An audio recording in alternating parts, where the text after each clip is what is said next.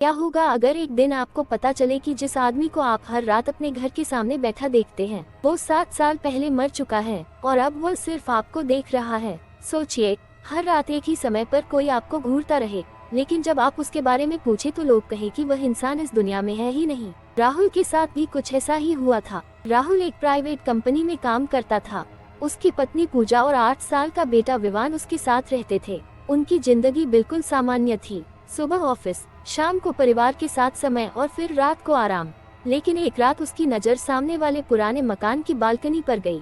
वहाँ एक बूढ़ा आदमी लकड़ी की कुर्सी पर बैठा था। वह बिल्कुल स्थिर था, न हाथ हिल रहे थे न सिर, बस सड़क की तरफ देख रहा था। राहुल ने ज्यादा ध्यान नहीं दिया, उसे लगा कोई बुजुर्ग होगा। लेकिन अगले दिन भी वह वहीं बैठा था, फिर अगले दिन भी और उसके अगले दिन भी। सबसे अजीब बात यह थी कि राहुल जब भी खिड़की से बाहर देखता, वह आदमी उसी कुर्सी पर बैठा दिखाई देता, चाहे सुबह हो, दोपहर हो या आधी रात।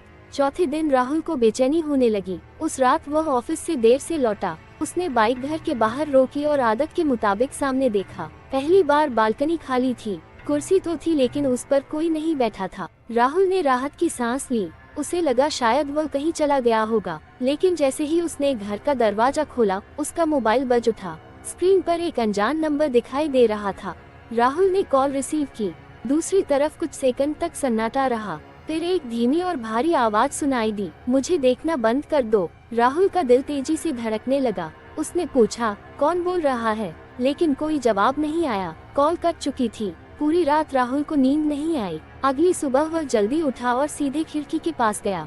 उसका दिल जैसे रुक गया।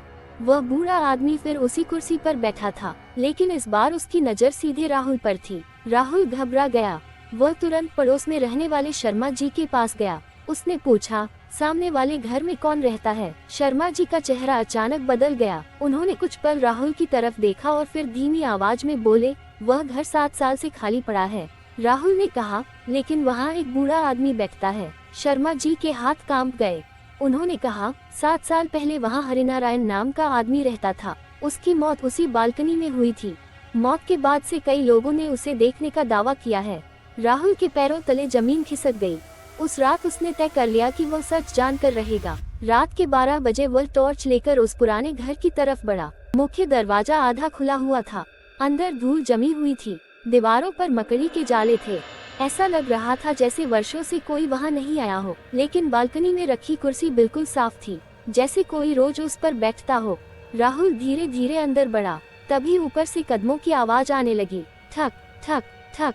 ऐसा लग रहा था जैसे कोई धीरे धीरे चल रहा हो।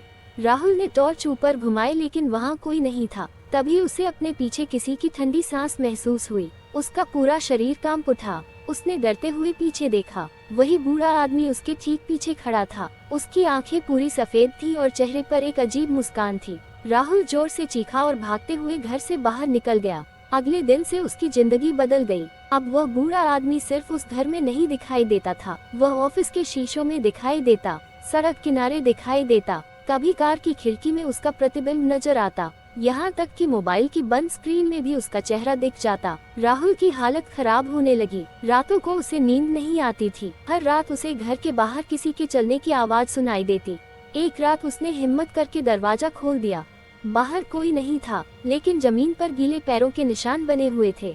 वे निशान सीधे उसके बेटे विवान के कमरे की तरफ जा रहे थे। राहुल का दिल जोर से धड़कने लगा। वह दौड़कर विवान के कमरे में पहुंचा। विवान गहरी नींद में था, लेकिन उसके बिस्तर के पास वही बूढ़ा आदमी खड़ा था। राहुल उसकी तरफ दौड़ा, लेकिन वह आकृति अचानक हवा में गायब हो गई। अब राहुल समझ चुका था कि यह कोई भ्रम नहीं था। उसने पुराने दस्तावेज और जमीन के रिकॉर्ड खंगालने शुरू किए। कई दिनों की खोजबीन के बाद उसे एक भयानक सच पता चला। जिस जमीन पर उसका घर बना था, वह कभी हरिनारायण की जमीन हुआ करती थी। कई साल पहले कुछ लोगों ने धोखे से उसकी जमीन हथिया ली थी। विरोध करने पर उसकी हत्या कर दी गई थी और केस को दुर्घटना बताकर बंद कर दिया गया था। राहुल को अब समझ आने लगा कि वह आत्मा उससे क्या चाहती थी, लेकिन बहुत देर हो चुकी थी। उसी रात घर की सारी लाइटें अचानक बंद हो गयीं। चारों तरफ घना अंधेरा फैल गया।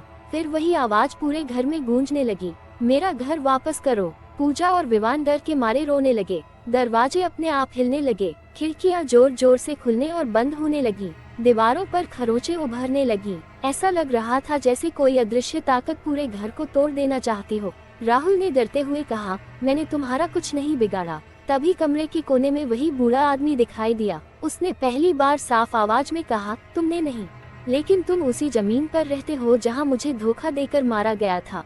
राहुल समझ गया कि अगर उसने कुछ नहीं किया तो उसका परिवार खतरे में पड़ जाएगा। अगले ही दिन उसने पूरी सच्चाई पुलिस और प्रशासन तक पहुंचाई। महीनों की जांच के बाद हरिनारायण की हत्या का सच सामने आया। दोषियों के नाम उजागर हुए और मामला दोबारा खोला गया। जिस रात अपराधियों की गिरफ्तारी हुई, उस रात राहुल ने आखिरी बार उस बूढ़े आदमी को देखा। वह बालकनी में खड़ा था। इस बार उसके चेहरे पर डरावनी मुस्कान नहीं थी, वह शांत था। उसने धीरे से सिर झुकाया और अंधेरे में गायब हो गया। उसके बाद वह कभी दिखाई नहीं दिया। कुछ महीनों बाद राहुल अपने परिवार के साथ दूसरे शहर चला गया, लेकिन आज भी उस पुराने मकान के पास रहने वाले लोग दावा करते हैं कि कभी कभी आधी रात को बालकनी में एक खाली कुर्सी अपने आप हिलती हुई दिखाई देती है, जैसे कोई अदृश्य इंसान अब भी वहां बैठा हो। और जो भी उस कुर्सी को देर तक देखता है, उसे उसी रात एक अनजान नंबर से कॉल आता है और दूसरी तरफ से सिर्फ एक आवाज सुनाई देती है, मुझे देखना बंद कर दो। अगर आपको ऐसी डरावनी और रहस्यमयी कहानियाँ पसंद हैं तो हमारे YouTube चैनल को सब्सक्राइब जरूर करें।